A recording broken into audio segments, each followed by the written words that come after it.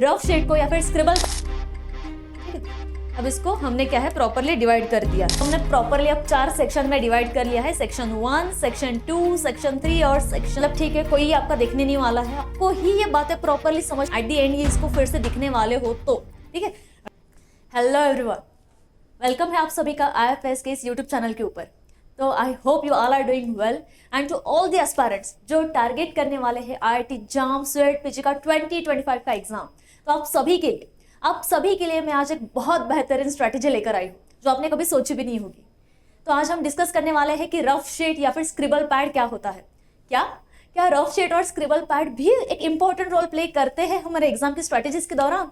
Of course, strategy तो हम कहीं पढ़ते हैं, लेकिन आज हम स्पेसिफिकली बात करने वाले हैं कि स्क्रिबल पैड क्या होता है, रफ शीट क्या होता है, कैसा उसका इस्तेमाल किया जाता है, वो दिखता कैसे है, कितने नंबर में आपको वो मिलेगा, ठीक है, उसका सही ढंग से इस्तेमाल आपको कैसे करना है और आप कैसे कर सकते हो। ओके, तो चलो बढ़ते हैं हमारी स्ट्रैटेजी के ऊपर।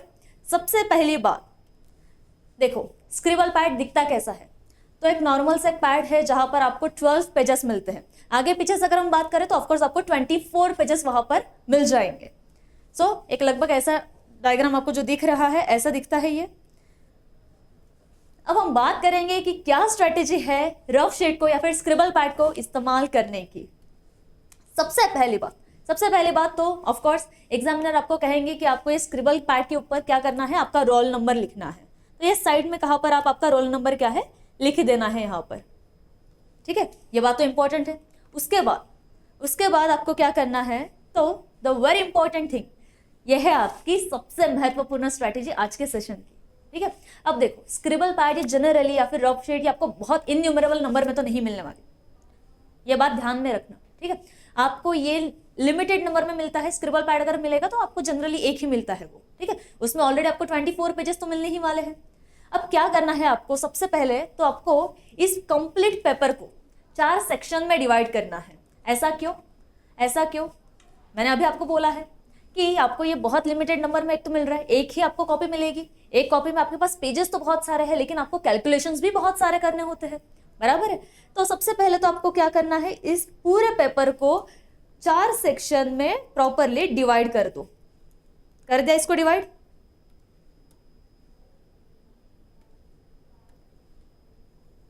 ठीक है, अब इसको हमने क्या है प्रॉपरली डिवाइड कर दिया है। जस्ट अ सेकेंड, ठीक है, इसको हमने प्रॉपरली अब 4 सेक्शन में डिवाइड कर लिया है, सेक्शन 1, सेक्शन 2, सेक्शन 3 और सेक्शन 4, बराबर है। Now what you have to do there, तो आपको लिखना तो है ऑफ कोर्स वहां पर, लेकिन स्मॉल और क्लियर हैंडराइटिंग में लिखो। क्योंकि बाय एनी चांस आपका आंसर नहीं आता है या फिर आपका आधा अधूरा आंसर वहां पर आता है, ठीक है, और आपके पास उतना समय है नहीं कि आप एक क्वेश्चन को बहुत ज्यादा टाइम लगाओ। तो आपने ठीक है उसको प्रॉपरली सॉल्व तो कर लिया। अगर आपका आंसर आता है तो एक मेरी स्ट्रैटेजी ऐसी हुआ करती थी कि मैं यहाँ पे जो मेरा फाइनल आंसर होता था उसको मैं पहले ही बॉक्स करके रख देती थी, ठीक है। आप वो कर सकते हो, या फिर आपको देखो इतना भी सुंदर हैंडराइटिंग वहां पर निकालना नहीं है कि मतलब ठीक है कोई आपका देखने नहीं वाला है। ऑफकोर्स आपको ही ये बातें प्रॉपरली समझ में आ जाए अगर आप एट द एंड ही इसको फिर से दिखने वाले हो तो, ठीक है। अगर आपका प्रॉपर आंसर नहीं आता है, आपने आंसर को टिक नहीं किया है, आपने आधा अधूरा आंसर बनाकर छोड़ दिया है, आपको फिर से इस आंसर को देखना है, फिर से इसको सॉल्व करना है, तो आप क्या कर सकते हो, एक तो प्रॉपर इसका नंबर लिखो कि कौन सा नंबर का ये क्वेश्चन है, ये बात करो, ये बहुत इंपॉर्टेंट होता है।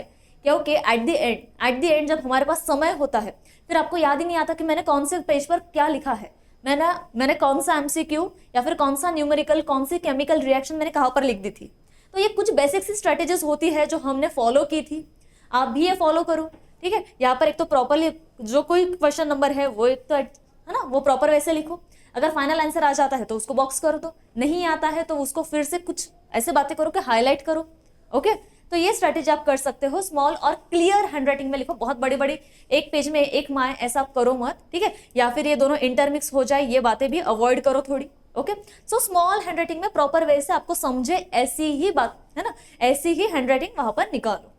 Then do some practice on the rough sheet. ये तो मतलब ये करो, ये क्यों करो, है ना। आप मॉक टेस्ट सॉल्व करते हो, I hope you all are solving the mock test. नहीं कर रहे हो तो अभी जाकर मॉक टेस्ट को सॉल्व करो, ठीक है।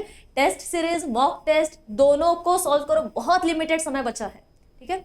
अब जब आप मॉक टेस्ट या फिर टेस्ट सीरीज की प्रैक्टिस कर रहे हो तो क्या है कि आप मार्केट से ऐसे स्क्रिबल पैड को खरीद सकते हो जो इजीली अवेलेबल होते हैं, तो आप खरीदो उन्हें और सेम वे के साथ जो मैं आपको यहाँ पे बता रही हूँ, जो मैं सिखा रही हूँ, वो सेम स्ट्रैटेजी के साथ आप क्या करो, मॉक टेस्ट के वक्त इसे लेकर बैठो, ठीक है।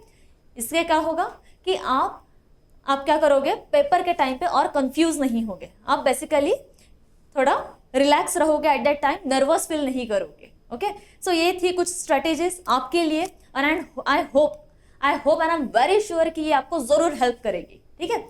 आज तो आपने ये बात सुनी है जो आपने कभी सोची भी नहीं होगी, ठीक है, और इसका फायदा क्या होगा ये मुझे आप बाद में जरूर बताना after the exam. Okay, so again to all the aspirants जो टारगेट कर रहे हैं IIT JAM स्वेट पीजी का एग्जाम, उनके लिए बहुत फ्री कंटेंट हम ऑलरेडी लेकर आए हैं, ठीक है। तो आपको सब जगह है ना, आपको सब मतलब रिकॉर्डेड क्लासेस कहो, रिकॉर्डेड लेक्चर्स हो या फिर लाइव लेक्चर्स रहो, हमारी रैंकेड की स्ट्रेटेजीज रहो, PYQs रहो, वो भी 1000+, ठीक है, 4500+ कितने तो प्रैक्टिस क्वेश्चंस है जो हमारे एप्लीकेशन या फिर हमारी वेबसाइट के ऊपर अवेलेबल है ना।